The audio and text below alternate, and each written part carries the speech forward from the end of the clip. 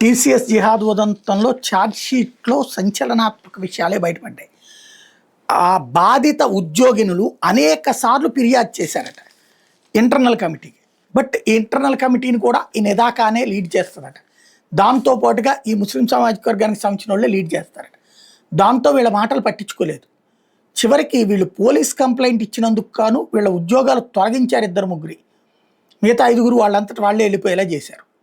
ఆ స్టేజీలో వాళ్ళు ఆ పోలీసులుని ఇట్లాగ మా ఉద్యోగాలు కూడా పోయిన మీకు కంప్లైంట్ ఇచ్చినందుకంటే అప్పుడు హిడెన్ ఆపరేషన్ చేశారు. హిడెన్ ఆపరేషన్ నిజాలు బయటపడ్డాయి.